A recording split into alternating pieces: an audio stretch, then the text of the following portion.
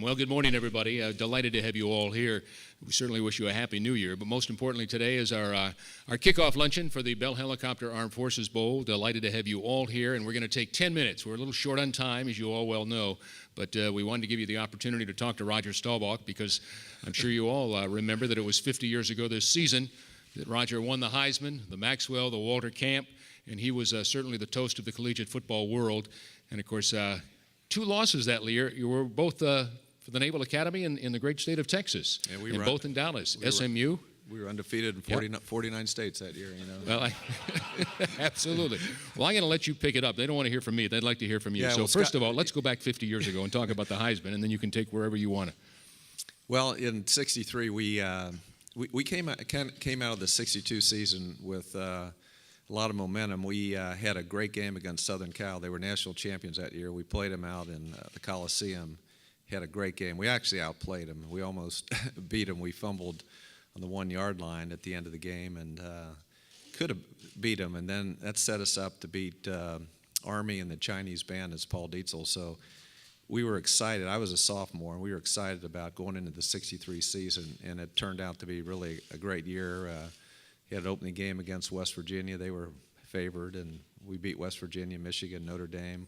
We lost on a Friday night to SMU 32-28, which was really a very good game. It was right before the Texas-Oklahoma game the next day. And then we finished the season with a 21-15 victory over Army. The game was played on December the 7th instead of November the 30th because of the president was assassinated on the 22nd, and we were supposed to play on the 30th. And if we would have been probably playing on the 23rd, the game would have totally been canceled. It was probably going to get canceled, and then we were told that the Kennedy family wanted it to be played on his behalf. He loved the Army-Navy game. He loved sports. His family came to some of our games or played touch football. I know when we played Michigan out there in front of our hotel, and so we had a special bond with the president, and obviously as commander-in-chief, so Army was special to him also, and so we played the game late. We were the number 2 team in the country, and Army was really good that year. They were 7-2. They played Texas early in the year and almost played them really tough. And Texas was the only undefeated team, so when we won the Army-Navy game, fortunately, 21-15, they ended up on our 1 yard line. We came to play Texas in the Cotton Bowl. And I actually had a really, very good game throwing the football, and being a great scrambler, I was unscrambled in that game. Tommy Nobis and Scott Appleton and that Texas defense, I was running around a lot. I didn't run forward too much, but we played them tough. We got off to a tough start, but we lost to a great Texas team. But our season has been special. We get together. We have our team captain was a retired admiral, has kept us together, and we had our 50th anniversary. It's hard to believe, 50 years. Had a grandson just turned 10, and I said, Joe, how old are you? And he said, Papa, I'm 10 years old. I said, you're 10 years old, Joe? And he said, yeah, Papa, time really flies, doesn't it? And so I said, Joe, I'm supposed to say that.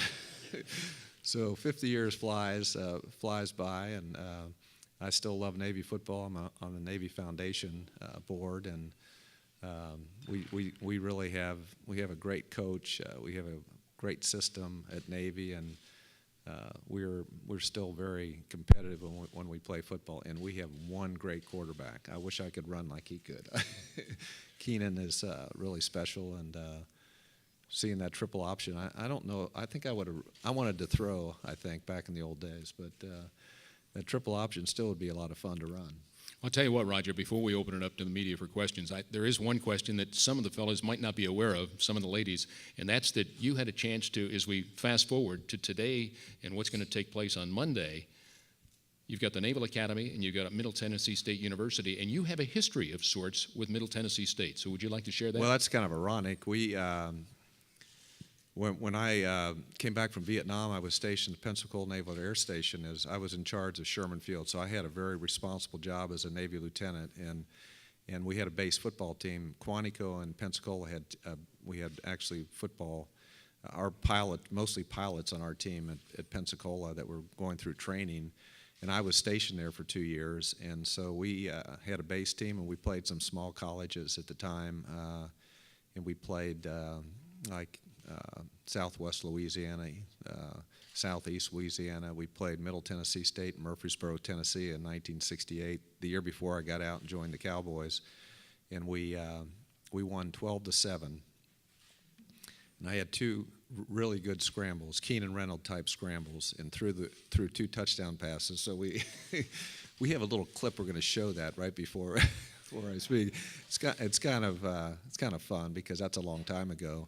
They did beat us the year before though, and we don't want to talk about that game. But in '68 we had some Pensacola Navy Goshawks, which they stopped playing service football in the mid '70s, and a lot of it had to do with Vietnam.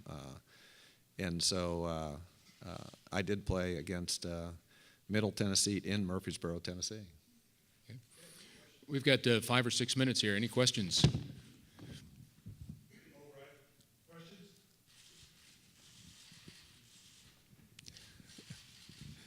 Sure. Roger, you talked a little bit about Keenan and your admiration for him. What strikes you most about him, and just as a player and some of the records he's setting?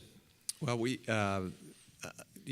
our athletic director at Navy, and we're very fortunate to have Chet Gladschuk. He's a fantastic athletic director. So he and I talk quite a bit. He's been here took him to a Cowboy game, and then Coach Ken is. I'm really think the world, Coach Ken, and I see Keenan on the field, and I can see he's just got great instincts.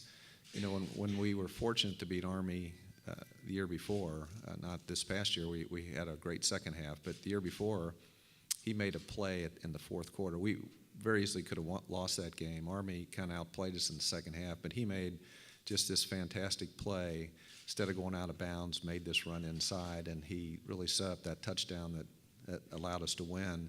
And you just see he's also got a very good arm. The triple option, you don't throw a whole lot, but you have to throw now and then, and teams don't expect you to throw. And so if you can throw, it really helps. And he's got a great arm, but he's a leader, and the team just totally believes in him. When he was hurt against Western Kentucky, we almost I think we didn't do much after that. So he's a leader. He's just got great instincts, and he's quick. He's fast. He's really a good athlete. He's got a little Johnny Manziel in him. You guys know about Johnny Manziel? He's got those instincts. We just don't quite throw as much with the triple option. Anybody else? Yes. Roger, I want to ask you about this and understand we're here for the bowl game, but Tony Romo had back surgery this morning and out for the rest of the year. They're hoping to get him back for OTAs. Can you just talk about how disappointing that must be for him and what your thoughts are that Romo won't get a shot to try to win the division this Sunday? Yeah, it's really it's disappointing. I think a lot of Tony Romo. I really see the things that he can do out in the field and the plays he makes, and he isn't as lucky as I was to have the full complement of players around. We got. It's different though. It's free agency. It's a different league. And when I was playing, we were able to keep most of our team together. And so he though is the strength of having Dallas that gives us hope. So losing him is definitely a shame. Orton though, from you look at that side, if you look at his history, he's really had some fantastic football games. So he can play football. He's got a great arm. He gets things done. He's had different teams. He's he had some good days and some bad days, but he's had a lot of good days. And I'm hoping this Sunday night is one of his really good days, because he is extremely capable of being, especially with our offense with Des Bryant and Witten and DeMarco Murray. He's got some ammunition around him, and I think our offensive line will be critical. I think they've done a good job this year, and they need to do an outstanding job with Kyle in the pocket. He's will be extremely effective if he has the time. But I'm a big Romo fan, so I just feel bad for Tony. He's a tough son of a gun, though. He was hurt in that game against the Redskins. That back was had to be a real problem for him, but yet he gutted it out, and we're at least have a shot at winning the East. And I wish he was a quarterback, but I really feel with our offense that if Kyle gets time in the pocket, he'll be very effective. Okay, a couple more questions Okay. after this. 2 more. You had one? Yes, go ahead. Roger, I know that 41 years ago, this was the week of the Immaculate Reception, but nobody wants to remember the fact that very same day, you had a heck of a comeback win at Candlestick Park to the original number 88 Ron Sellers. Talk about that game. Well, that was the 72 season, and we had come off a great year in 71, and I had these smaller shoulder pads, and I like to run. I tried to run over Marlon McKeever in the exhibition season against the Rams, and that was a big mistake.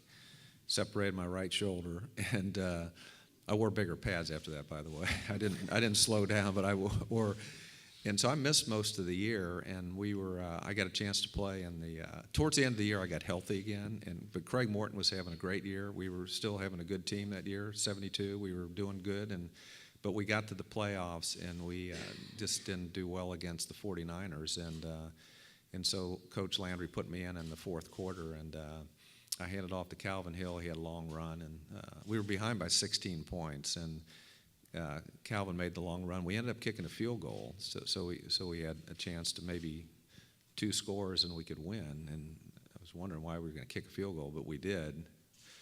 And then we went down and scored again. Billy Parks was a great receiver we had, and then we got the onside kick.